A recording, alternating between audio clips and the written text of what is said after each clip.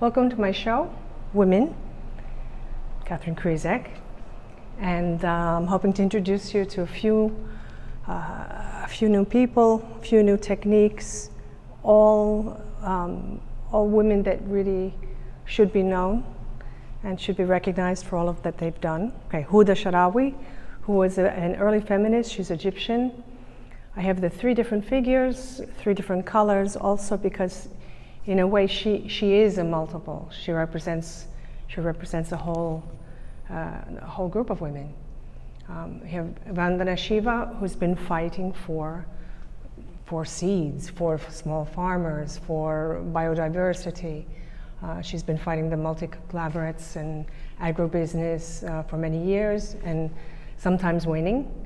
Kati Kollwitz, an artist hero who was also pacifist, anti-war, elevated the consciousness, of what happens to women and children during wartime. These are printed. So these are digital images. They are printed on aluminum, plain aluminum in this case, aluminum with white. Lots of experimentation on all these different materials. Actually, all three of these represent at least three of the four new materials. This is on brushed aluminum. So you can see a little bit of the surface, the texture of the surface coming through the image. So it's really quite a collage and gives a texture to a digital image.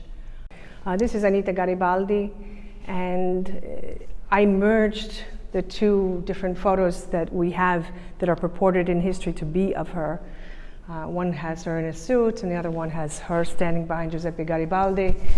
In the end, I was fortunate enough to meet her great-great-granddaughter, and we found out that there actually are no images of Anita Garibaldi. So this is the idea of Anita Garibaldi, who was a gaucha. She was an excellent horsewoman. She fought alongside of Giuseppe, and as far as I know, she has very few monuments, one on the Gianicolo, but mostly every city in Italy has at least one Via Garibaldi or Piazza Garibaldi. And she has just the strange sculpture of her on horseback feeding her child with a gun in her hand. This is Tepuea Herangi, who is a native people from New Zealand. She had to become a princess in order to negotiate with the English, who really wanted to take over all of the native land. The English could not understand colonial rule. They did not understand that land could be shared, could be owned by a community, not by a single person. So in order to have someone that they could deal with, they elected her princess, because then, the queen would recognize a princess and negotiations could take part. At least two out of the three of these are actually living women. This is Nemonte Nenquimo. Nemonte Nenquimo. She is from Ecuador. She's a Waori, a tribe member, and she's been dealing with the Brazilian, the Ecuadorian government, and trying to protect the land from petroleum companies who really want to go into the Amazon and take over the thing. She's also responsible for including the rights of nature in the Ecuadorian new constitution.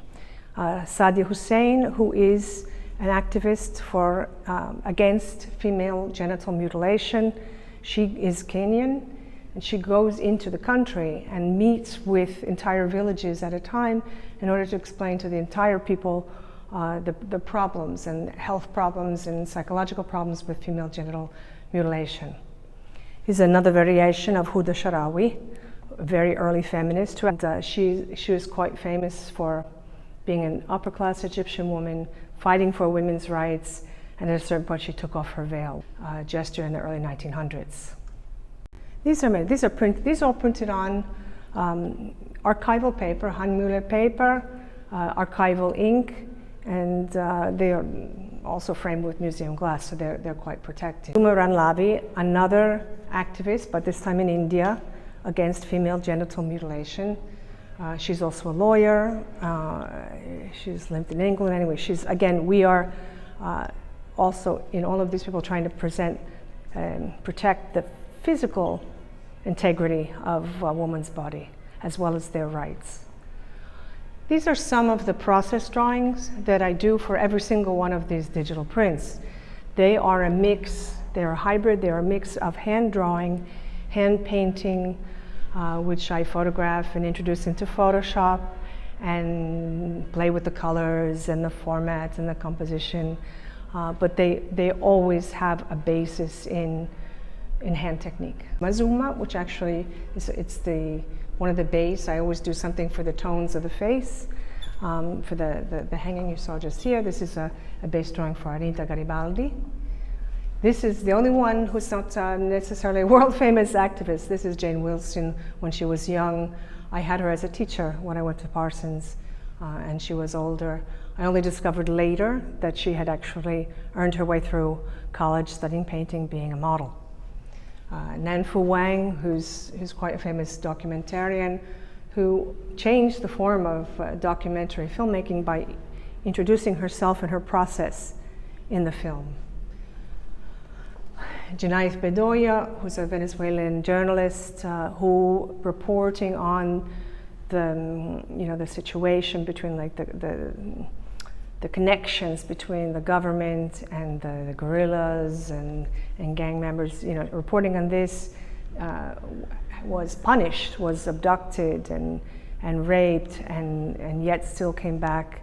I'm not sure she came back stronger, but she came back courageous and denounced all of them. 3 new experiments, this particular show, printing on fabric. So one of the advantages of working with digital media is that you can change scale quite easily. In my mind, lots of these images could be building size, because the people themselves, their work is really big. And so these are experiments. I think I love the lightness. I love the movement.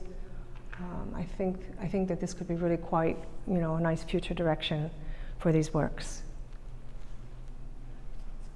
She's in prison in Iran, and she's been imprisoned because she's a lawyer and she's been defending women's rights, particularly women who have been in abusive relationships and want to divorce their husband.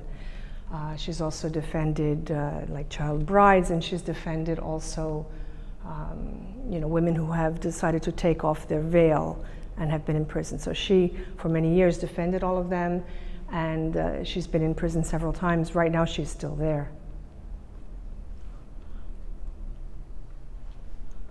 There's another view of Nanfu Wang. Nanfu Wang, this is part of a diptych I did. One of her films was Hooligan Sparrow, where she highlighted the quest of this activist who was trying to kind of help sex workers' rights, actually. So she made a film about Hooligan Sparrow and documented kind of in rural China a lot of the situation of these workers. And she's looking right at us. So she's not only the director that's looking, she's looking back. This is a detail actually of a longer portrait of Jane Wilson, and I don't know, I love her. I knew her when she was older, but she had still the same elegance as an older person as she does here when she was working as a model. It's printed on aluminum on a white background. Here we have more brushed aluminum. So the printing of the brushed aluminum, you can see the texture behind it, so it adds something visceral to the image. And the whites are the actual aluminum color. So you have to think really carefully about what image to print on this. So these are all of Maria Tallchief, who was an Osage Indian, the same tribe that was depicted in Killers of the Flower Moon.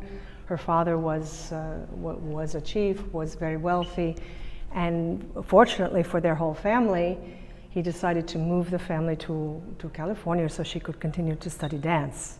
She became a prima ballerina. George Balanchine married her. She was the first American ballerina to go to Europe and dance and be recognized. And again, another detail of Tepuea Herangi, who again was fighting for her first people's rights in New Zealand. of Sadia Hussein. This instead is just the detail of the face. It's printed on aluminum.